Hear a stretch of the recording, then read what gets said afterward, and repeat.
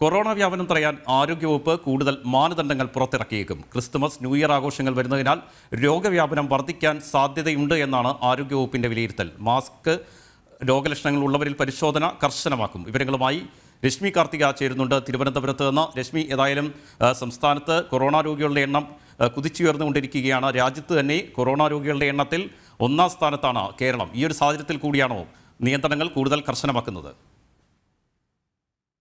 ാണ് കൂടുതൽ നിയന്ത്രണങ്ങളിലേക്ക് സംസ്ഥാനം കടക്കുന്നത്. ആരോഗ്യവകുപ്പ് ഉടൻ മാനദണ്ഡം പുറത്തിറക്കും എന്നുള്ളതാണ് മനസ്സിലാക്കാൻ കഴിയുന്നത്. ഇനി ക്രിസ്മസ്, ന്യൂ ഇയർ ആഘോഷങ്ങൾ വരാനിരിക്കെയാണ്. സ്വാഭാവികമായും ആൾക്കൂട്ടങ്ങൾ ഉണ്ടാകാനുള്ള സാധ്യതയുണ്ട്. അതുകൊണ്ട് തന്നെ രോഗവ്യാപനവും വളരെ വേഗത്തിലാകും. ഈ ഒരു സാഹചര്യത്തിലാണ് കൃത്യമായിട്ടുള്ള മാനദണ്ഡങ്ങൾ ആരോഗ്യവകുപ്പ് പുറത്തിറക്കുക. മാസ്ക് നിർബന്ധമാക്കുന്നത് ആലോചിക്കുകയാണ്. അതോടൊപ്പം തന്നെ ആശുപത്രികളിൽ എത്തുന്നവർ, രോഗികളും ആരോഗ്യ പ്രവർത്തകരും ഉൾപ്പെടെ ഇതിനോടകം തന്നെ മാസ്ക് ധരിക്കണം എന്നുള്ളൊരു നിർദ്ദേശം നൽകിയിട്ടുണ്ട്. അതോടൊപ്പം പരിശോധന, രോഗലക്ഷണങ്ങളുള്ളവരെല്ലാം തന്നെ പരിശോധന നടത്താനുള്ള ഒരു നിർദ്ദേശവും നൽകിയേക്കും. നിലവിൽ ഇപ്പോൾ റാപ്പിഡ് പരിശോധനകൾ ഇല്ല. രോഗലക്ഷണങ്ങളിലുള്ളവരിൽ പരിശോധന നടത്താനുള്ള നിർദ്ദേശം നൽകിയിട്ടുണ്ട്. ഏതായാലും ഇതെല്ലാം ഉൾപ്പെടുത്തിക്കൊണ്ടുള്ള മാനദണ്ഡമായിരിക്കും ആരോഗ്യവകുപ്പ് പുറത്തിറക്കുക. വലിയ രീതിയിൽ കൊറോണ വ്യാപിക്കുന്നുണ്ട്. കാരണം 265 പേർക്കാണ് കഴിഞ്ഞ ദിവസവും ഈ കൊറോണ സ്ഥിരീകരിച്ചത്. 2606ഓളം ആക്റ്റീവ് കേസുകൾ തന്നെ കേരളത്തിൽ ഉണ്ട്. രാജ്യത്താകെ സ്ഥിരീകരിക്കുന്ന കേസുകളുടെ ഏതാണ്ട് 89%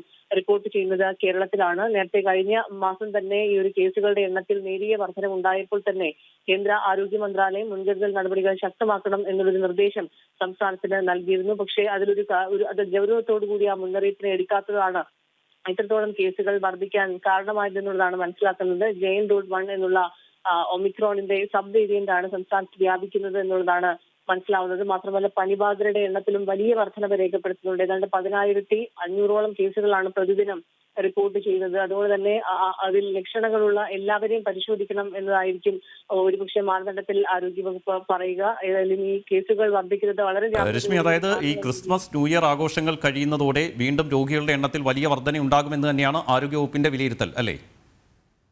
തീർച്ചയായും അത്തരത്തിൽ തന്നെയാണ്. കാരണം JN.1 എന്നുള്ള ഒമിക്രോണിന്റെ ഉപവകഭേദം വളരെ പെട്ടെന്നാണ് ആളുകളിലേക്ക് വ്യാപിക്കുന്നത്. മരണനിരക്ക് കുറവാണ് എന്ന് പറയുന്നുണ്ടെങ്കിൽ പോലും അതിന്റെ വ്യാപന നിരക്ക് വളരെ കൂടുതലാണ്. സംസ്ഥാനത്ത് ഇപ്പോൾ നിലവിൽ തന്നെ ടെസ്റ്റ് പോസിറ്റിവിറ്റി നിരക്ക് വലിയ രീതിയിൽ ഉയർന്നിട്ടുണ്ട്. തിരുവനന്തപുരം, എറണാകുളത്തിനും പുറമെ കോട്ടയം ജില്ലയിലും ഈ പ്രതിദിന രോഗബാധിതരുടെ എണ്ണം വർദ്ധിക്കുകയും ടെസ്റ്റ് പോസിറ്റിവിറ്റി നിരക്ക് വർദ്ധിക്കുകയും ചെയ്തിട്ടുണ്ട്. അതുകൊണ്ട് ഈ ഒരു സാഹചര്യത്തിൽ ഇനിയും കൂടുതൽ കൂടിച്ചേരലുകളും ആഘോഷങ്ങളും ഒക്കെ ഉണ്ടാവുകയാണെങ്കിൽ വീണ്ടും അടുത്ത ആഴ്ചയോടുകൂടി വ്യാപനം തോതിൽ വർധനമുണ്ടാകുമെന്നുള്ളതാണ് ആരോഗ്യവകുപ്പിന്റെ വിലയിരുത്തൽ. അതുകൊണ്ട് തന്നെയാണ് ഈ മാനദണ്ഡം പുറത്തിറക്കാൻ ഉള്ള ഒരു തീരുമാനത്തിലേക്ക് ആരോഗ്യവകുപ്പ് എത്തിയിരിക്കുന്നത്. അതീവ ജാഗ്രത വേണം.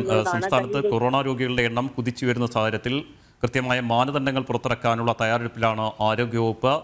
ക്രിസ്മസ്, ന്യൂ ഇയർ ആഘോഷങ്ങൾ പ്രമാണിച്ച് സംസ്ഥാനത്ത് രോഗികളുടെ എണ്ണത്തിൽ വലിയ വർധനയുണ്ടാകാനുള്ള സാധ്യതയുണ്ട് എന്നാണ് നിലവിൽ ആരോഗ്യവകുപ്പ് വിലയിരുത്തുന്നത്. വിശദാംശങ്ങൾ നൽകിയത് തിരുവനന്തപുരത്ത് നിന്ന് രശ്മി കാർത്തിക.